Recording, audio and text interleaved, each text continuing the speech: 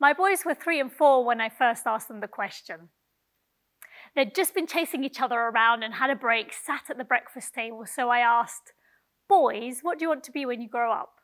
The older one instantly shouted, "A policeman!" The little one looked at his brother, then he looked at me, and then this huge grin spread on his face, and he said, "A robber."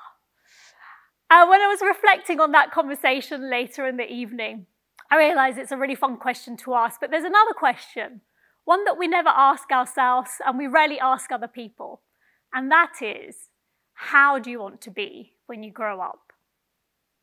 We already have stories about ourselves, the hidden, invisible stories about who we are, how we are, what other people think of us, and what we think we can and can't do. But what if we can influence the perception of ourselves through the stories that we have about ourselves? We can definitely change the value or the perceived value of objects through stories. In 2006, journalist Rob Walker bought 200 thrift store items. They were worth about $1.25 on average. Then he commissioned 200 writers to write individual stories about those objects. He posted them on eBay with the stories, and by the end of it, when all was said and done, those items were sold for an average round about $40 each. So a huge, huge difference. If we can increase the perceived value of an object, can we increase the perceived value we have of ourselves through the stories that we tell ourselves? I tried this.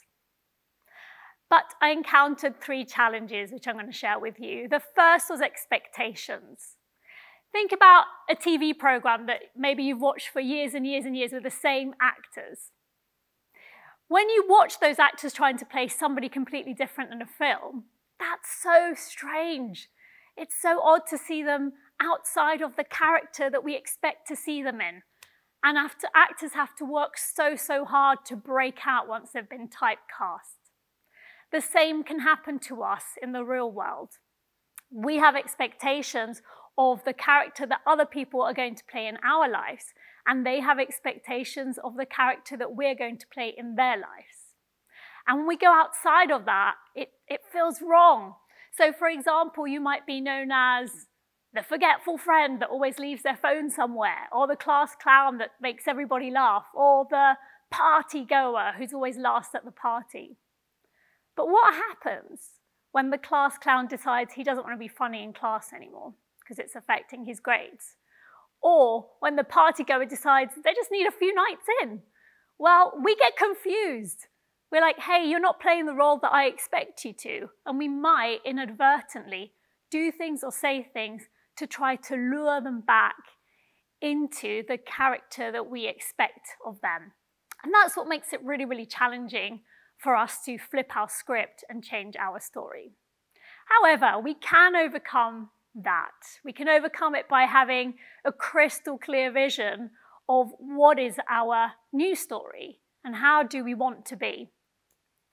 US President Abraham Lincoln did this. He had a list of character traits that he diligently worked towards, and he practiced on a daily basis to express those character traits. So I wonder, if you wanted to flip your script, what would be on your character list?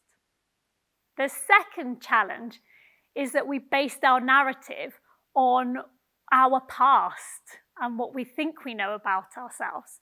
But we're a little selective, and nothing demonstrated this better to me than a study done by Daniel Simmons and Christopher Chabris.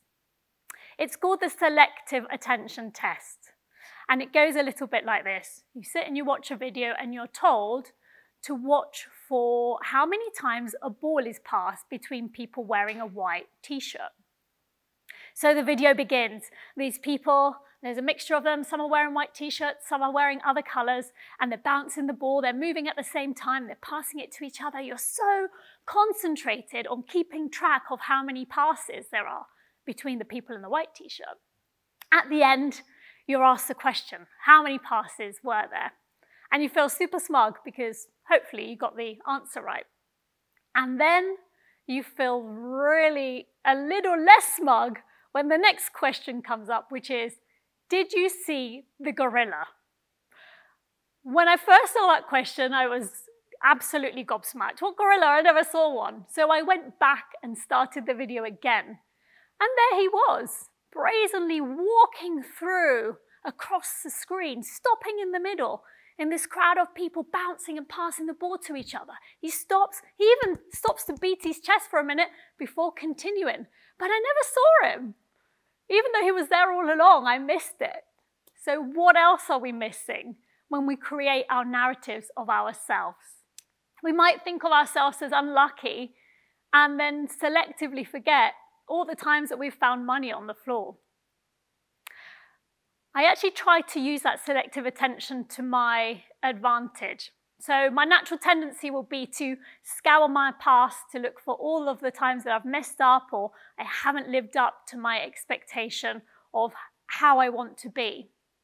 But I now really try to scour looking for evidence that I already have what I need. I already am able to live in that new story of myself. And that's been extremely helpful. The third challenge is that if you don't start to write your own story, somebody else will. In fact, it's happening right now. Companies have got so much information about us. Information from the things that we do, even those late night searches when you search whether platypuses are venomous or whether fish pee. And all that information starts to create a profile of you. But what if instead of being reactive to this, you were proactive? You were the curator of your own content. You actually actively search from the position of your new story. Then you will be rewarded back by the technology. You'll be using that technology to your advantage to help to feed content that fits your new story. So those were all the challenges. Let's come back to our original question. How do you want to be when you grow up? We can know this. We can know it by dismissing our biased view of the past and actually looking for a more favorable one, because ultimately stories do have angles. And if you're the author, you can choose that angle. You can choose the one that serves you rather than the one that keeps you unstuck or steals your confidence. You can also look out for the stereotypes or the characters that you've been typecast in that perhaps you've now outgrown and create new ones. The first thing you can do is pick up a pen and give yourself a great write-up. Thank you.